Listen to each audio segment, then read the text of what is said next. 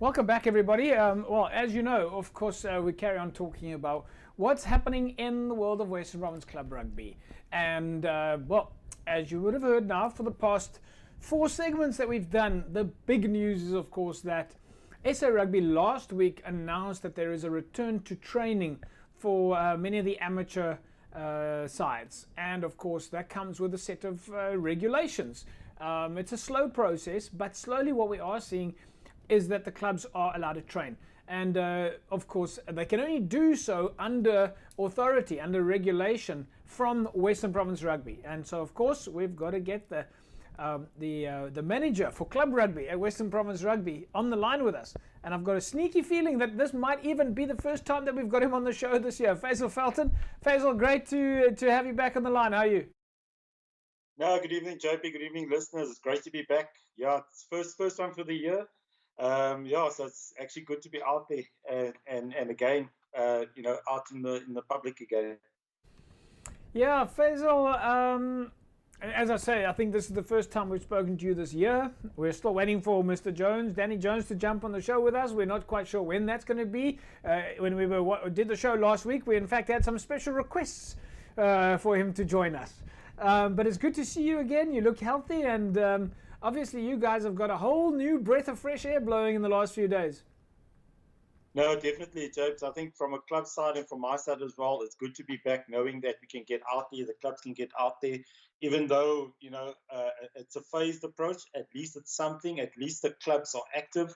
I had a look at some of the clubs on Facebook, and the excitement and the joy, I think, of just getting out and running on the fields and having a breath of fresh air. It's good to see. So it's awesome. And hopefully soon, the guys will be out there and start playing rugby again. But Faizel, let's just talk a little bit about behind the scenes. I mean, of course, SA Rugby makes an announcement, and Western Province Rugby put the wheels in motion. But for the weeks before that, behind the scenes, there's a lot of activity. I mean, the public don't know this. The public don't know what's going on behind the scenes. But behind the scenes, the information that I'm getting is that you guys are completely swamped with trying to make sure that you're actually ready to be able to go back to training. No, definitely, JP. It's not, I had a lot of people calling, and, once the announcement was made to say, oh, we can start training again. But there's a lot more to it behind the scenes in terms of what we've been busy with. And I think from our side, it's about compliance more than anything else. It's about player safety in terms of the community, players, supporters. It's trying to make sure that we go back, and it's not a rushed approach where we're going to start training. As I said earlier on, it's a phased approach in terms of how we're going to go about it. So the key thing is that from the club perspective, everybody's gone through their workshops, they've had the training, they have an understanding in terms of what's required, they've appointed a compliance officer. So a lot of the clubs are ensuring that, they conform to government regulation and policy in terms of what needs to be in place. And the one thing, from a club perspective and from our side, it's always about the players' safety and making sure that the guys are comfortable to go back to training. So, we are monitoring, we are checking, we're trying to make sure from our side, in terms of education more than anything else, we're having workshops where we are having discussions. And I think the key thing is, we're also learning as we go along. Regulations change, so we adapt and we try and conform in terms of what works and, what's best for us.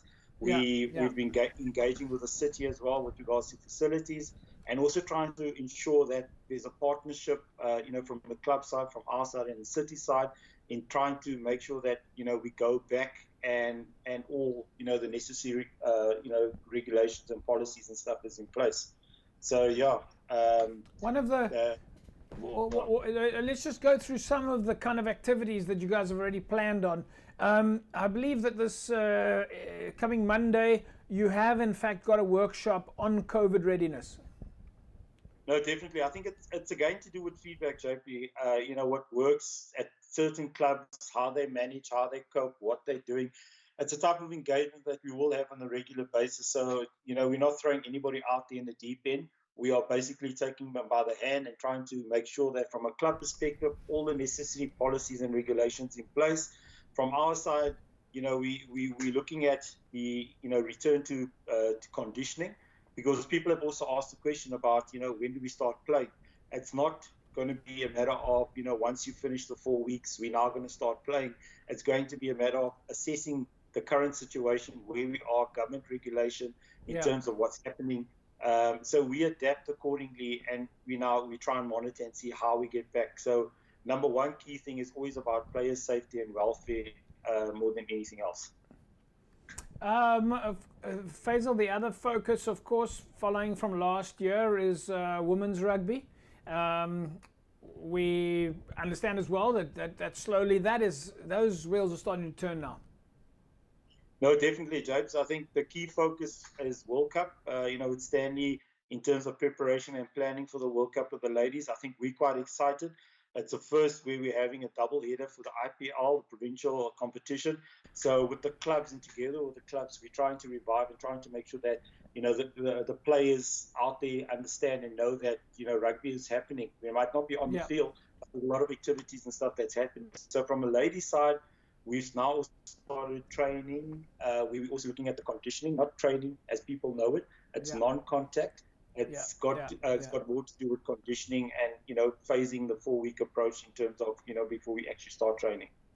And then on the referee side, we see you're continuing that. I mean, I'm sort of going through the string of activities in the different departments, but of course there's an encouragement that continues for clubs to get their members enrolled in the referees course, starting with the BoxSmart courses.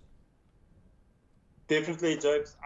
Again, with COVID, we don't know what's happened. We don't know what we have. And I think the key for us is just trying to make sure that, we grow that, the base. And I think from a referee's perspective, we want to make sure, guys that have stopped playing, there's a lot of people that have indicated, they've hung up their boots. We want them to have, that option whereby they can take up a number of things, whether it's coaching, whether it's refereeing. So the focus for us and the referees as well will be, number one is on the, having the referees courses. But again, it's also the engagement with our referees that we want to start engaging on a monthly, or weekly basis in terms of having online. I think the one thing with COVID that we've learned is that, we don't need to come into a space. We can do it online. We can communicate with our clubs, via, online, the technology and that. So that's one thing that we're looking forward to doing. I think from our side, we've had meetings with our clubs.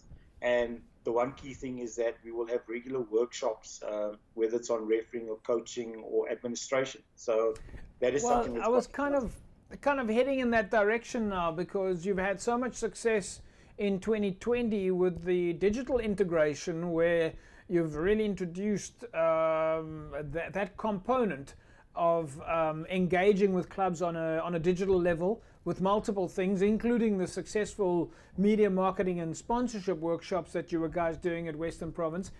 Is it your plan for 2021 to do more online education? No, definitely. I think we've got to embrace technology. And I think, with the workshops we found, we've had 100 applicants and people that have attended that, the online workshop, the marketing media. So the idea is to move towards online. I think the key thing is our workshops that we're going to have are going to be quite short, an hour, 45 minutes. People log in, we have discussions, we have the workshops, and then we're done. There's no, coming in and your time is taken, having long meetings and discussions and that. So we are moving more towards that direction. We're giving the clubs options in terms of, from a weekly basis, there's a number of things that they can choose or, to be part of, or be part of that discussion. And of course, now you've also released the dates for coaching courses, which includes the World Rugby Levels 1, Strength and Conditioning, Sevens coaching. So your education department wheels are also starting to turn now. No, definitely. I think last year we started. I think again it's a phased approach. We're monitoring in terms of regulation. Again, it's the safety of the applicants, and that's key. But we want to start rolling it out depending on the demand, from the clubs and the public. We're going to be having more courses, and at least we are making a start. I think we're slowly but surely moving, towards that normality in terms of, getting back to having our coaching education, the necessary COVID regulations in terms of what needs to be in place. We're trying to ensure that, there's strict protocols and that is so, the safety of the applicants and stuff is always a major priority, from our side. So yeah, from education department, it's good to see that, you know, we again got the green light to go ahead. Faizel, Felton, Western Province Club Rugby, we'll leave it at that. We'll, of course, I hope to catch up with you soon. It's exciting to see the players back on the park. Everybody's talking about the fact that they are happy to be putting their boots on again, and we're thrilled to see club rugby wheels turning. No, definitely. I think from our side, it's great to be back. It's long overdue. And hopefully, again, you know, if we follow our protocols and in terms of what's required, we can continue, we can get through it. I think it's just our mindset, and, you know, from a club side and from the player side, it's attitude and, you know, understanding that we have a virus, but it's how we manage it, and, you know, together we can get through it. And we're looking forward, and hopefully we can get out in the park and start playing again soon. So thanks, James.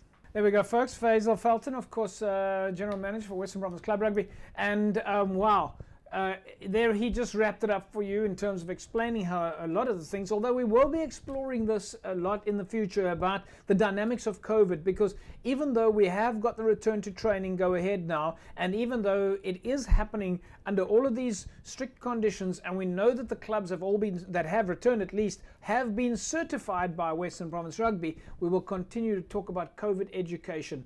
It is absolutely vital that we keep playing our part. And remember, the important things that you have to remember there is social distancing, wash your hands regularly, and always wear a mask. As I said, always wear a mask. We'll see you again next week, same time, same place. Welcome back. Have a fantastic rugby weekend. Bye-bye.